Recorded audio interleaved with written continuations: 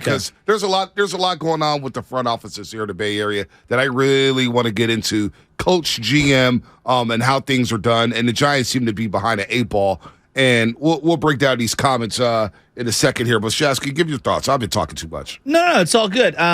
Yeah, Farhan was talking with, was it just Susan Slusser, boys? Susan Slusser. Okay, and he was basically breaking down why they've been striking out in free agency.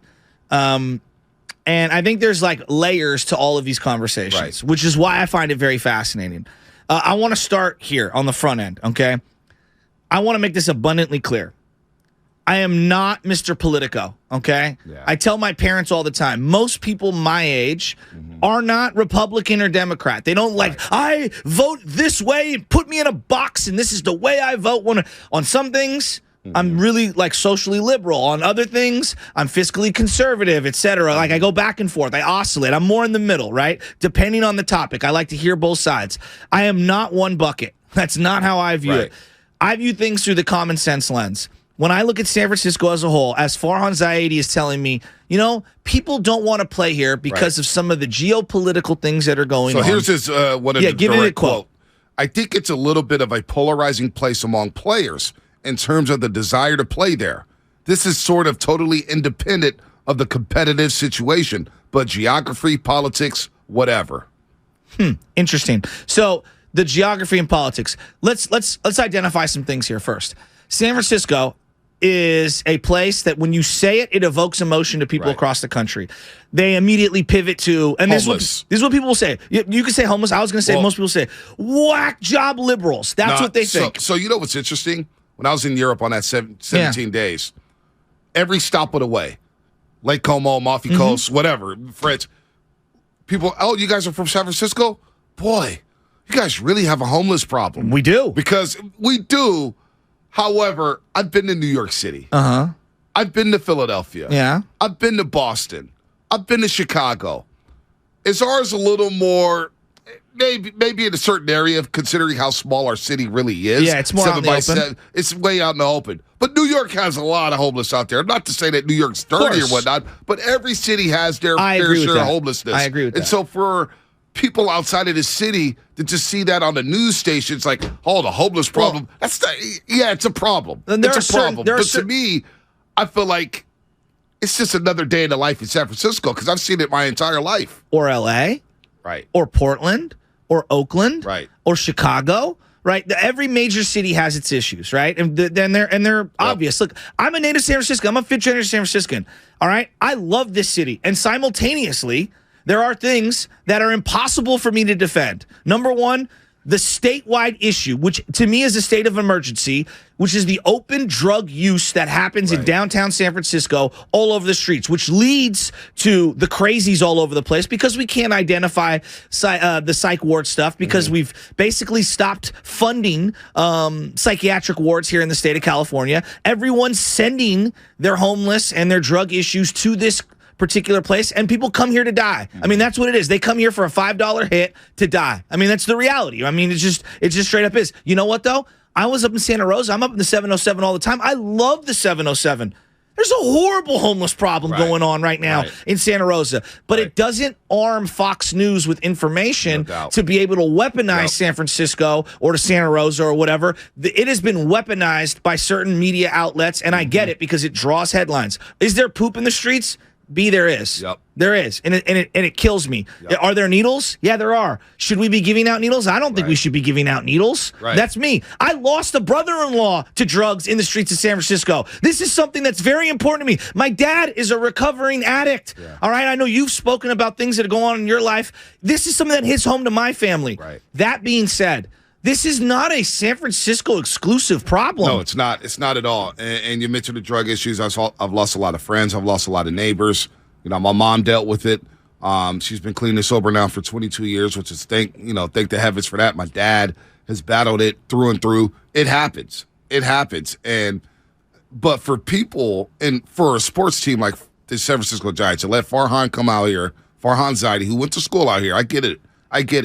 To basically say, players are looking at San Francisco and they're a little worried about everything. Suzuki said that it was when Suzuki was a free agent. We kind of poo-pooed it though. We're like, come on, man. But he said it was too unsafe because when he was in Japan, he was watching the news and it said that there was a state of emergency in San Francisco, which there was. London Breed declared a state of emergency. And you know what, B? I would declare a state of emergency if I was walking around 6th and Market. Yeah, but 6th and Market has been like that for over 30 years. No question. It's been like that for over 30 years. No question. The TL has been like that for over 30 years. And so to see a president of baseball operations basically pivot to, well, I don't know how players think. This is why we try to recruit local. This is why we try to recruit homegrown guys. And you get Mitch Henniger, who's from San Jose. Okay. You get Jock Peterson, who's from Fremont, California. Yeah. But that's not going to get it done. That's not going to get it done. And the fans right now do not want to hear that, saying, wait a minute, you're going to crap on our city? And say that our city is basically handicapping my ability to sign major free agents who are not familiar with the Bay Area? Nobody wants to hear that. And if you can't navigate around that, then we need to find a new dude. Well, that's where I'm at with it. But I want to acknowledge there is a reality to those statements, but you need to overcome them. That's what I was getting at on the front end. The other part of this is, who are we kidding? You think Steph Curry's living in downtown San Francisco? No, not at all. You think Matt Cain was living in downtown San Francisco? Right. Okay. Joe Shasky doesn't live in downtown San Francisco. Not only that, if you are living in downtown, you're living on the other side of Market. You're living closer to Brandon. You're living closer to Battery. You're living closer or in the marina. To the marina or the Embarcadero. Yeah, but that's very few and far between. No doubt. Most of the athletes that are making tons of money live in Atherton or Walnut Creek. They live in Menlo Park, or they're living in Danville and Blackhawk. Right. They're not living in San Francisco proper for a variety of reasons. I just watched Jock Peterson, The Day in the Life of. He's living somewhere down in the peninsula in a beautiful home where it's sunnier, the weather's better, the neighborhoods are nicer. And you know what? You know what the irony is? Outside of a handful of unmarried players, Yankee guys are all living in random ass places as well. They're all living in high rises, so they don't have to look down on the peasants that are in the streets. Here's the other thing, though. It hasn't stopped the Warriors from getting free agents. It hasn't stopped the Niners from getting free agents because, as you just mentioned, not a lot of people are living in downtown San Francisco. Now, I'm not going to blow up some of the Warriors who do live in downtown, but some of them are spread out. Some live downtown, some don't. They can navigate around that stuff. Private services, you're not around it. Cops are coming around cleaning the streets. For Giants fans, and if you do side with the Giants, a lot of guys stay on the South Bay. They stay on the Peninsula. They stay in the East Bay. Walnut Creek, a lot of people are staying out in Concord and crossing that bridge. The Niners all live in San Jose. Yeah, no doubt. Or in that area. Nobody wants to hear about because when you're in that percentile, that 1 percentile making millions and millions and millions of dollars, the politics, I'm not going to speak for all of them, but they're not going to say, you know what? They have this rule in California that's going to prevent me from coming to the state of California. The Dodgers and Padres haven't had a problem with it. Bonte. The Lakers have never had a problem with it. Buster and Bumgarner seem like good old country boys. And I don't want to paint a broad brush when it comes to whatever their political beliefs are. But we would all agree. Right. They're probably more small town guys than they are big city guys, right? And you can make your own perceptions however you want. They lived great lives here in the Bay Area, made boatloads of money, and then you know what they did? Lived in the offseason elsewhere. You know where Brandon Crawford, who's from Livermore, Pleasanton area, you know where he lives currently? Where? Arizona. A lot of these guys live out of state. Right, and they rent. They stay across the street in Embarcadero, across the street from the ballpark. Look, this guy can't navigate around it. Dude, you need to find somebody else who can, because I've never heard. And now here's the other argument. There's I'm seeing a lot of this too from Giants fans. Well, Sabian really didn't knock it out the park with big time free agent signings. It prevented them from getting guys like Vladimir Guerrero. But it didn't prevent them from re-signing guys. Because if that was an issue, say if you're Hunter Pitch, right? You come out here, you're like, damn, look at all these homeless people. Damn, look at all these politics. He embraced the city. He's from Texas. I know. He's from Texas. And I know how folks in Texas feel about people from California. Hunter Pitch said, you know what? I'll take that money and stay. Yeah, and his closest, when he was growing up in Texas, because he told me this on the Zoom, his closest neighbor was like a mile away. Right. And so when he moved to San Francisco, he embraced the culture of being able to ride a bicycle all over the place. No doubt. Kevin Durant, same thing. Now, it's not going to be for everyone, okay? No. Some people, Randy Johnson's a great example. He's from Livermore, California. Yep. He went to New York, and it didn't pop for him. It didn't work. Didn't pop. Right? It spit him out. Derek Jeter, totally different. And he's from Michigan, so to each their own. You cannot use that as an excuse, though. Could you imagine Bob Myers? Yeah, couldn't land KD. Right. He wasn't feeling San Francisco. Right. Could you imagine the Dodgers saying, you know what? We couldn't land Freddie Freeman. He wasn't feeling LA. Or we can't re-sign Mookie Betts. Or we can't keep Trey Turner around for, well, no, I get Trey Turner But Turner left, wanted to go to Philly. He wanted to go to Philly. You got to have his preference. It just comes off weak in the midst of striking out on Aaron Judge.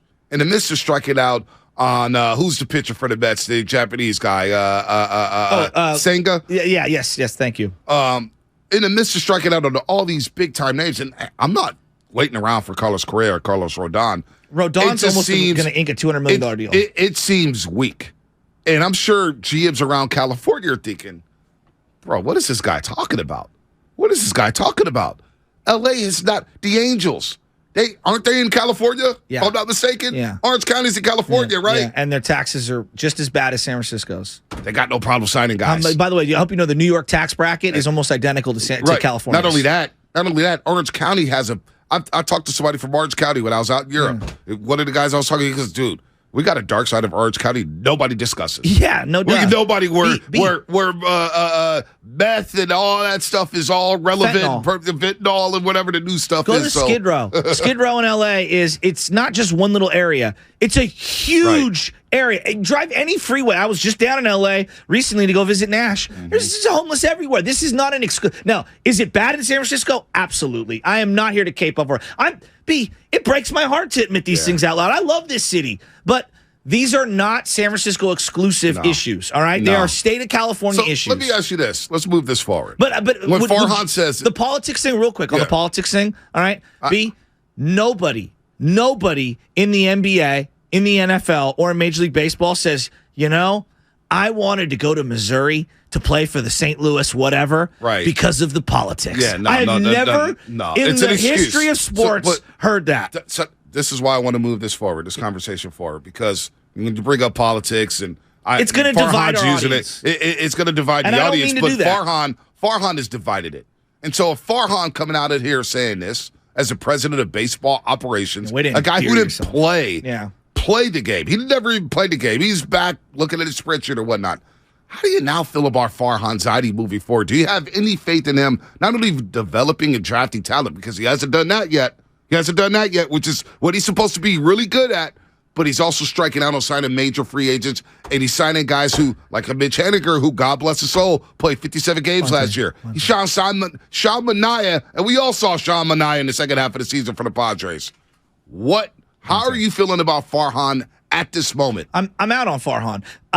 The list of things that he has, like I have all these sheets in my hands. You can hear them. I have all these sheets. These are all the issues that are going on in the state of California, okay? Right. If I were to take those issues and weigh them on a scale against all of the issues that the Giants have in terms of roster construction, the roster construction is a 50-pound cement bag. Right. Okay? That's the problem. Not all these other things. No. Not the cost of living, not the politics, not the homeless, none of that. That's a cop-out. Farhan. How's Larry Bear feeling this? Do you know why your team hasn't landed a free agent? You know why? Because this is a place with zero young, up-and-coming talent that isn't fun, with a manager who seems to be as fun as a wet blanket, who wants to take guys out left and right and play the spreadsheet game, and nobody wants to play that way. Right.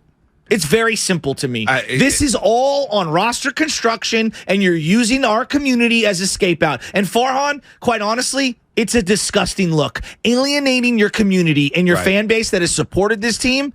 Take a hike, dude. How's Brandon Crawford and everybody else feeling like? I just, it's really weird. Let's take a couple calls here, because I do want to talk about a front office and a coach who doesn't get enough credit. Bonte, can you admit it's a cop-out? No, I told you. I saw this and I said, get this guy out of here. That's what I'm saying. I'm not like, some people are going to say, oh, these guys, all they're going to do is fire guys. On the way out. You know what? No. Don't speak about my city like that. And you make a cop-out, you make an excuse like that, and you talk about the politics. Just go then. If you can't handle it, if you can't sign guys, and this is hindering you from building the roster you need to build, then go on, take a hike, go build somebody else. Get out of here. I'm sure Larry, I was going to go to Clyde to San Francisco, but he hung up. I just, when you see that after strike it out, and you throw that in there, It's just How's Gabe Copper feeling? He's like, man, this guy, I love this city. Gabe Copper has embraced the city. I'll give him that. Yeah, I'll give him that. He's For embraced the city. Now, some people don't like the fact that he knelt before during the national anthem or whatnot. Let me tell you on the front end, as a black guy, seeing a white dude do that, I felt great because black voices get drowned out. And seeing a white guy who has a bigger voice, let's keep it real. For sure. He's got a bigger voice in this country. Yeah. I said, damn, all right, Cap. Thank you, man. I appreciate that. Farhan, on the flip side, comes out and basically says, yeah, you know what? Like, now it makes me think about the recruiting pitch of Aaron Judge. Oh, well, that. What, you driving down 6th and Market? I mean, what you drove through the TL? Like, what are you doing? This is why I didn't want him involved in none of the recruiting pitches. B, it's just crazy to me. It really is. It's absolutely crazy to me because I think about all the teams that land people. Chicago White Sox, okay? Right. They landed a Cuban defect in Jose Abreu, who left that country, and they landed him in free agency however many years ago. Chicago is riddled with gang violence. Right. At the end of the year, when we look at statistics in terms of deaths and stuff, they are top of the charts the South Side. year after year South after year. Side. And that's not even the Cubbies. B, we're talking about the second-tier team. The second-tier team in Chicago. They're landing free agents. How? Don't know. 888-957-9570. Want to get to the Niners, and then, of course, we got Bucks and Warriors. Giannis Antetokounmpo. Maybe it's Milwaukee's the team that the Warriors avoided last year. We were talking about lucky breaks and chances that teams get and all the lucky breaks that you get. Well, the Warriors I'm not going to say they got a break not playing Milwaukee because Middleton was out, but Middleton was out against Boston, and this is the team, I think, if there's any potential final suitor or finals opponent, Milwaukee may be the team that could be the Warriors' kryptonite, and Antetokounmpo will be very, very tough for the Golden State Warriors. I'll still roll with Steph. I'll still roll with Day-Day. I'll still roll with Loon Dog. But Milwaukee, they're the team in the East I fear the most, Jasky. You know, Bonte, I just can't stop thinking about alienating this community and basically scapegoating what's going on here. There are DVDs. What an antiquated sentence I just said. Does anybody know what DVD is? But CDs, DVDs? B, how many YouTube videos are out right now? Hood to Hood, United Ghettos. Oh, all over the country. There are desolate places around Atlanta, St. Louis. It's How insulting. privileged did he sound? I think more and more about this quote. And again, the quote was, I think it's a little bit of a polarizing place among players in terms of the desire to play there. This is sort of totally independent of the competitive situation. Ridiculous. But geography, politics, whatever. And I thought to myself, Farhan hasn't lived here a day in his life. Farhan has no clue on what it's like to face an adverse situation in this city. Even in my darkest days, I felt the safest. I'll tell you a true story. When I moved to Daly City for the first time, it was the first time I had moved out the city. I was 21 years old. Okay. I was more paranoid in the suburbs because it was so damn quiet, I was like, I need a homeless guy yelling at 3 o'clock in the morning. I need a gunshot here and there. You know what I'm saying? I felt safe. It's just, we're acting like we're and then look, it's bad. I freely admit it's not good. Both can be true. It's bad here. It's bad everywhere. Yeah, no There's doubt. an underbelly to every major city.